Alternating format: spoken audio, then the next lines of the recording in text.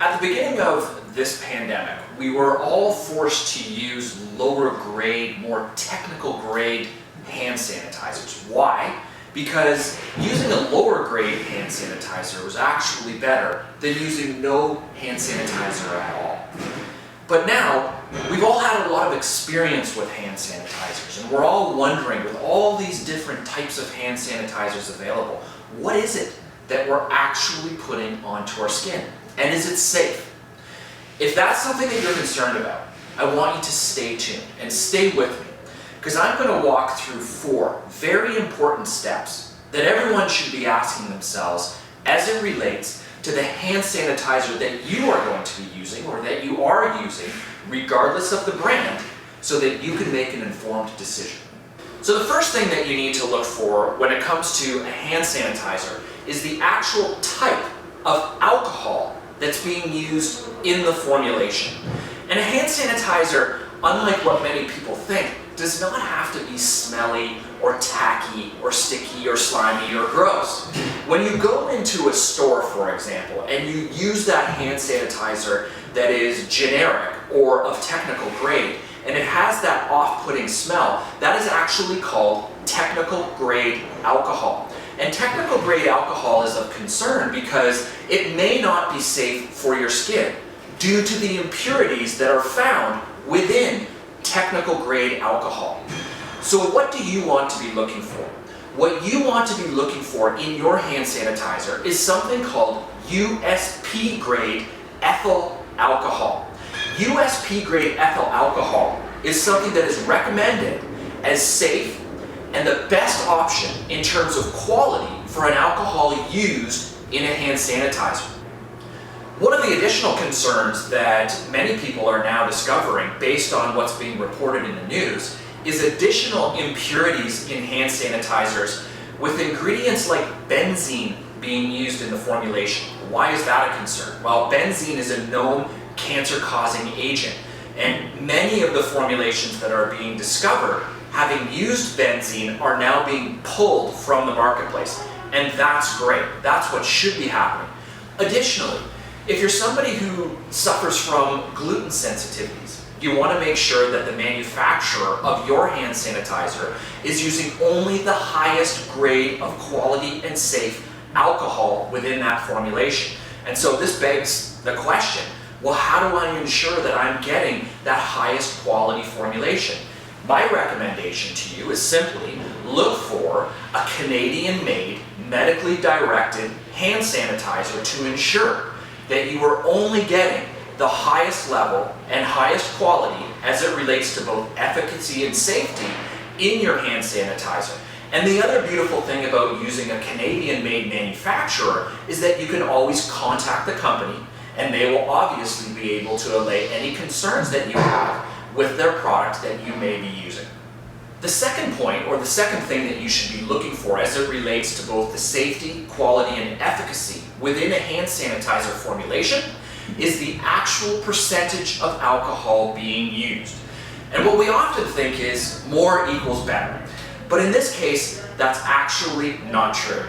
The optimal level of alcohol that you should be looking for as it relates to your hand sanitizer formulation, regardless of the brand, is between about 65% and 80%, with the optimal percentage being 70% volume over volume as it relates to the formulation of the hand sanitizer that you're using. Thirdly, and perhaps the most important point, is you want to look for something called an NPN number. And the NPN number, generally speaking, you should find right on the packaging, right on the front of the packaging or at the back on the bottom of the label.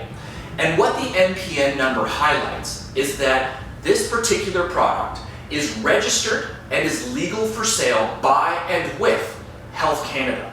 That's critically important, especially when in the market right now we find so many options out there that are actually being sold and not even having been registered with Health Canada. That's a big problem. So always look for the NPN number or the registration or license number right on the label. And if you're watching this, we've actually provided a link on YouTube that will direct you to the actual Health Canada site itself that gives you the full list of approved hand sanitizers that are registered with that NPN number and legal for sale in Canada. And finally, a fourth point that I want to draw your attention to, and we've alluded to this earlier, is you really want to make sure that you're dealing with Canadian-made products. But I don't want you to be fooled by a label or even the marketing sometimes, because symbols can be misleading. What you want to do is turn the package over and look at what's called the domicile. That's the actual address as to exactly where the product was made. By looking at that, you'll be able to contact the company, you'll be able to find this exact registration of this Canadian-made product with its NPN number on Health Canada's website and ensure that you are using only Canadian-made hand sanitizing products of the highest quality that are legal for sale in Canada. Okay, here's a bonus suggestion. So what you may have noticed during this pandemic, as we're all washing our hands more, we're all using hand sanitizers that much more, the skin in and around your fingers and on the back of your hands may look older, it may be drier, it may even gotten to the point where it's dry, cracked, and in some cases even starting to bleed. That's how dry the skin on your hands has become. Well, here's what I would encourage you to do. I'd encourage you to look for formulations like what we use with the Kalea hand sanitizer. We've used a medically directed formulation that includes, uniquely, unlike any other brand, something called hyaluronic acid. And hyaluronic acid is one of the most hydrating ingredients that you could formulate topically for your skin. It's so powerful that it actually holds 1,000 times its own weight in water. Why is that important? When we're all doing the right thing to protect our hands by washing and sanitizing, we can include uniquely in the Kalea formulation something like hyaluronic acid that not only protects your skin, but keeps your skin soft, hydrated, and moisturized at the same time. So, in closing, I hope that you found this video to be helpful and informative. In particular, if you've been concerned about what exactly was it that you've been using on your hands as it relates to hand sanitizers and not knowing the importance of what's actually in the ingredients. And if you have found this to be helpful and informative, I would encourage you to share this with your friends and your families so that they, like you, can now make an informed decision as to what type of hand sanitizer they are going to be using moving forward.